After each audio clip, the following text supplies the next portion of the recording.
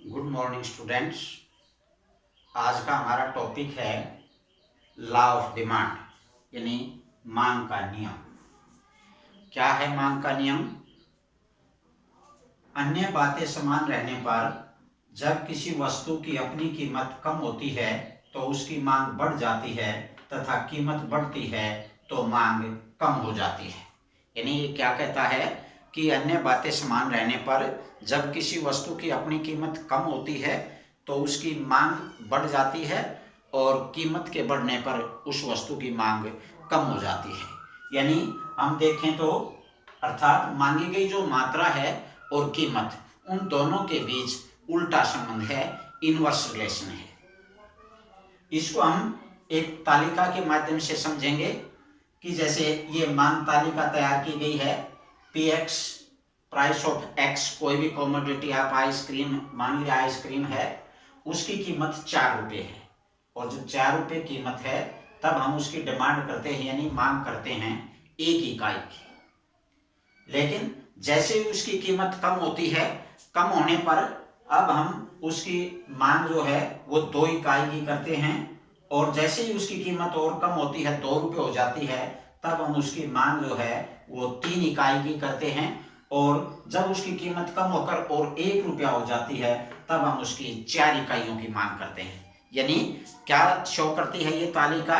यही दिखाती है कि जैसे जैसे वस्तु की कीमत कम होती जाती है वैसे वैसे उसकी मांग बढ़ती जाती है। दूसरा, हम इसको नीचे से देखें कि जब आइसक्रीम की कीमत 1 रुपया है तब हम 4 यूनिट की डिमांड करते हैं, मांग करते हैं और जैसे ही उसकी कीमत बढ़ती है यानी कीमत 1 से 2 रुपये हो जाती है तब हम उसकी जो मांग वो कीमत बढ़ने पर कम होकर पहले से 3 हो जाती है। 3 यूनिट की डिमांड। जब कीमत और बढ़ जाती है तब हम उसकी 2 ही यूनिट की डिमांड करते हैं और जब कीमत उसकी 4 रुपये हो जाती है तब हम केवल आइसक्रीम की 1 यूनिट की डिमांड करते हैं। तो इसमें क्या दिखाता है ये कि जो मांगी गई मात्रा है और कीमत है उनके बीच इनवर्स यानी उल्टा संबंध है दोनों के बीच में। इसको हम मांग वक्र की सहायता से भी समझ सकते हैं। ये मांग वक्र है, OI जो x है उसके ऊपर हमने इकाई यानी क्वांटिटी मात्रा ली है, सॉरी OX x के ऊपर मात्रा ली है, OY x के ऊपर हमने कीमत को दर्शाया गया है। ये जो DD है ये डिमांड कर्व है, मांग वक्र। यहां पर आप देखेंगे O बिंदु से OP जब वस्तु की कीमत है तब डिमांड है उसकी OQ। लेकिन जैसे ही वस्तु की कीमत कम होती है, OP से OP1 होती है, तो उसकी जो डिमांड है यानी वो मात्रा है उसकी मांग बढ़कर OQ1 हो जाती है। ये OQ1 हो जाती है। यानी मांग वक्र भी यही दर्शाता है कि जैसे ही कीमत कम होती है उस वस्तु की मांग बढ़ जाती है। मांग वक्र हम देखेंगे कि इसका जो स्लोप है वो ऊपर से नीचे और बाएं से दाएं की ओर है, यानी इसको हम जो ढलान मांग वक्र का वो ऋणात्मक है। इसके बारे में हम आगे चलकर जस्ट अभी करेंगे इसके बारे में भी। उससे पहले हम मांग के नियम की कुछ मान्यताएं, यानी ये मांग का नियम लागू होता है लेकिन इसके पीछे कुछ मान्यताएं हैं। क्या मान्यताएं हैं? जैसे हम जो बातें करते हैं अन्य बातें समान रहने पर, तो ये क्या है अन्य बातें? यही है वो अन्य बातें, यानी इन मान्यताओं के आधार पर ये मांग का नियम लागू होता है। यानी वस्तु की अपनी कीमत को छोड़ करके बाकी जो इससे संबंधित मांग से संबंधित तत्व हैं वही इसके मान्यताएं हैं। जैसे सबसे पहली मांग की नियम की मान्यता है कि उपभोक्ता की आय में कोई परिवर्तन नहीं होता। हम ये मानकर चलते हैं कि उपभोक्ता की जो आय है वो स्थिर है, नो चेंज, उसमें किसी प्रकार का परिवर्तन नहीं है, तब ये मांग वक्र जो है इस प्रकार से होता है, यानी मांग का नियम लागू होता है। दूसरा है उपभोक्ता की रुचियां और जो प्राथमिकताएं हैं, यानी उसकी जो टेस्ट है, रुचियां हैं और उसकी प्राथमिकताएं, यानी वो किन वस्तुओं को प्राथमिकता देता है, कैसी उसकी रुचि है, वो भी स्थिर है, उसमें भी किसी प्रकार का परिवर्तन नहीं होता है। तीसरा हम बात करते हैं संबंधित वस्तुओं की कीमत, यानी जो संबंधित वस्तुएं हैं जिसके अंदर हमने कल बात की थी, प्रतिस्थापन वस्तुएं और पूरक वस्तुएं होती हैं, संबंधित वस्तुएं, उनकी कीमतों में भी किसी प्रकार का कोई परिवर्तन नहीं होता है।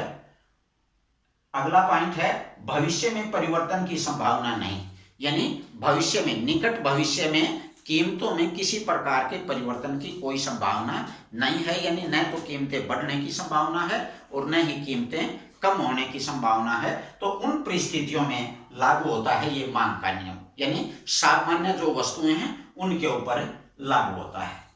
अब हम जैसा कि बात कर रहे थे, मांग का जो वक्र है, डिमांड कर्व है, वो ऊपर से नीचे और बाएं से दाएं तरफ होता है। तो वो ऐसा क्यों होता है, यानी मांग वक्र का जो ढलान है वो ऋणात्मक क्यों होता है, या दूसरा कीमत कम होने पर हम ज्यादा वस्तुओं की मांग क्यों करते हैं, इसके पीछे भी कुछ मतलब कारण है। जिसमें पहला है कि घटती सीमांत उपयोगिता का नियम। घटती सीमांत उपयोगिता, यानी ये उपयोगिता के बारे में जैसे हम पहले पढ़ चुके हैं, क्या है उपयोगिता, कि प्रत्येक वस्तु के अंदर अंतर्निहित एक गुण होता है, चाहे वो कोई भी वस्तु है, उसके अंदर एक गुण छिपा हुआ होता है जो हमारी आवश्यकता को संतुष्ट करता है, और वही कहलाता है उपयोगिता। अब ये उपयोगिता जो है उसकी घटती रहती है, क्योंकि व्यक्ति की किसी वस्तु के प्रति इच्छा, जो चाह, वो जब उसके पास वो नहीं होती तो बड़ी तीव्र हो जाती है, लेकिन जैसे ही उसके पास वो वस्तु आती है तो उसके प्रति उसकी जो चाह या इच्छा थी वो कम होती जाती है। यानी उपभोक्ता के पास जैसे जैसे वस्तु की मात्रा बढ़ती जाती है, उससे मिलने वाली जो सीमांत उपयोगिता है वो कम होती जाती है। इस कारण से मांग वक्र जो है वो, इसका ढलान जो है वो ऋणात्मक होता है, ऊपर से नीचे होता है इसका स्लोप। यानी कि जब हम जिस वस्तु को, अब एक उपभोक्ता संतुलन में कहां पर होता है, उपभोक्ता संतुलन में वहां होता है जहां मुद्रा की सीमांत उपयोगिता, उस वस्तु की सीमांत उपयोगिता और उसकी कीमत, ये तीनों बराबर होते हैं। यानी उपभोक्ता किसी वस्तु की मांग तब तक करता रहता है जब तक उस वस्तु की जो सीमांत कीमत उपयोगिता है वो और उसकी सीमांत उपयोगिता वो दोनों बराबर रहती हैं। जैसे ही इनके अंदर डिस्टिंक्शन होता है, उपभोक्ता उस वस्तु को खरीदना बंद कर देता है। यानी उपभोक्ता उस वस्तु को तभी खरीदेगा जब उसकी कीमत कम होकर उसकी सीमांत उपयोगिता के बराबर आ जाए। यानी अभिप्राय वही हुआ कि कीमत कम होने पर हम वस्तु की ज्यादा मात्रा खरीदते हैं। दूसरा इसका कारण है आय प्रभाव, इनकम इफेक्ट जिसको हम बोलते हैं। आय प्रभाव से भी मांग का वक्र जो है आय प्रभाव के कारण ये ऋणात्मक है। यानी क्या होता है आय प्रभाव, जैसे वास्तविक आय है वो व्यक्ति की बढ़ती है। कैसे कि कई बार वस्तु की कीमत होने पर वो अपने वर्तमान में जो उसकी आय थी उससे ज्यादा वस्तु खरीदने के योग्य हो जाता है। जैसे हम इसको एक उदाहरण के माध्यम से समझें कि मान लिया जो हमारी आय थी 60 रुपए, और 60 रुपए से हम 3 रुपए किलो के हिसाब से अगर सेब खरीदते तो हम 20 किलो सेब खरीदते 3 के हिसाब से। लेकिन जैसे ही कीमत जो है वो कम हो जाती है, जो 20 किलो हम पहले 3 रुपए के हिसाब से 20 किलो खरीद रहे थे, कीमत मान लिया 2 हो गई, 2 होते ही हम 30 किलो खरीद सकते हैं। अब यानी हमारी जो वास्तविक आय है वो बढ़ गई है। पहले जो प्राइस थी यानी 60 = 20 था, यानी 60 रुपए बराबर है 20 एप्पल था, अब वही 60 रुपए बराबर है 30 एप्पल हो गया। इसका अभिप्राय है हमारी वास्तविक आय जो है वो बढ़ गई है, और जब वास्तविक आय बढ़ती है तो उसके साथ मांग भी बढ़ जाती है, और वास्तविक आय के कम होने पर मांग भी कम हो जाती है। इस कारण से किसी वस्तु की जो मांग है वो उसकी कीमत के अनुसार कम या ज्यादा की जाती है। तीसरा प्रतिस्थापन प्रभाव। प्रतिस्थापन प्रभाव यानी जैसे हमने कल बातें की थी प्रतिस्थापन वस्तुओं के बारे में, जैसे चाय है और कॉफी है, ये एक प्रकार की प्रतिस्थापन वस्तुएं हैं। ये प्रतिस्थापन प्रभाव के कारण भी मांग वक्र का ढलान जो है वो ऋणात्मक होता है। मान लिया चाय की कीमत बढ़ जाती है, तो चाय की कीमत बढ़ने से क्या होगा, चाय की मांग कम हो जाएगी और कॉफी की जो मांग है वो बढ़ जाएगी। इसी प्रकार से अगर कॉफी की कीमत बढ़ जाती है तो लोग जो है कॉफी पीना छोड़ करके चाय की मांग करने लगेंगे और चाय की मांग बढ़ जाएगी। इस कारण से भी ये मांग वक्र जो है ऋणात्मक है। नेक्स्ट है उपभोक्ता समूह का आकार, यानी अर्थव्यवस्था में उपभोक्ता किस प्रकार के हैं। जैसे बहुत सी वस्तुओं की कीमतें, कई बार क्या होता है काफी ऊंची कीमतें होती हैं, तो बहुत से ऐसे उपभोक्ता होते हैं उनकी पहुंच से बाहर होती हैं वो वस्तुएं, और जैसे ही उनकी कीमत कम आ गई अब वो वस्तु उपभोक्ता के भी पहुंच के अंदर पहुंच जाती है, तो इस प्रकार से उस वस्तु की मांग बढ़ जाती है। तो ये भी मांग, इसके कारण भी मांग वक्र का जो ढलान है वो ऋणात्मक होता है।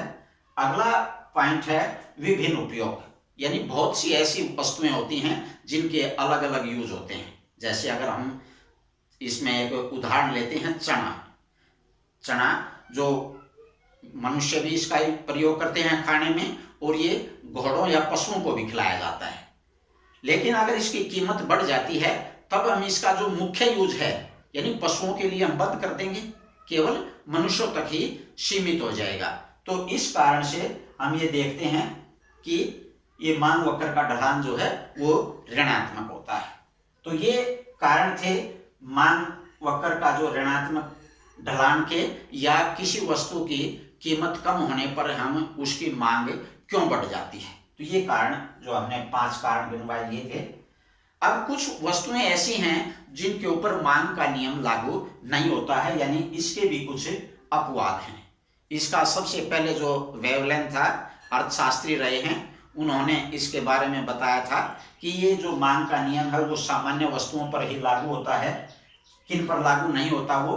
जैसे प्रतिष्ठा सूचक वस्तुएं हैं, प्रतिष्ठा सूचक वस्तुएं हीरे जवाहरात हैं, महंगी गाड़ियां हैं, कालीन हैं महंगे महंगे, ये प्रतिष्ठा के सूचक होते हैं। यानी समाज में व्यक्ति अपने आप को बड़ा सम्मानित महसूस करता है वो महंगी वस्तुएं रख करके।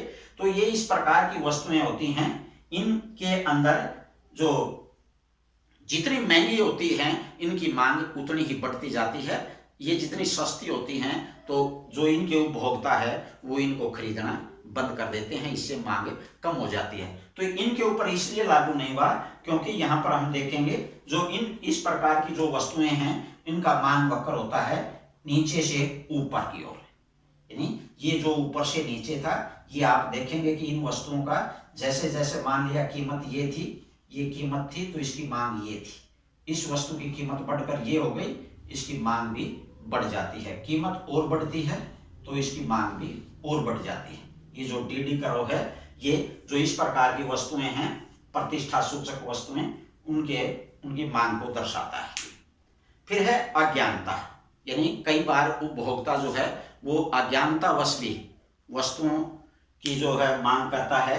क्या है कि उपभोक्ता कई बार ये समझता है कि वस्तुएं काफी अगर वो सस्ती हैं तो वो हो सकता है अच्छी प्रकार की नहीं है, तो वो उनकी मांग कम कर देता है। तीसरा है गिफ्टन वस्तुएं। गिफ्टन एक अर्थशास्त्री हुए हैं, उन्होंने भी इसके अंदर कुछ वस्तुएं ऐसी बताई थी कि जिनका हम देखेंगे कि कीमत प्रभाव जो है वो पॉजिटिव होता है, प्राइस इफेक्ट, और आय प्रभाव वो ऋणात्मक होता है। कीमत प्रभाव पॉजिटिव से क्या अभिप्राय है कि गिफ्टन ने ये बताया था कुछ ऐसी वस्तुएं हैं जिनकी कीमतें बढ़ती हैं तो उनकी मांग भी बढ़ती है, और कीमतें कम होती हैं तो मांग भी कम होती है। लेकिन आय प्रभाव इन वस्तुओं का ऋणात्मक होता है।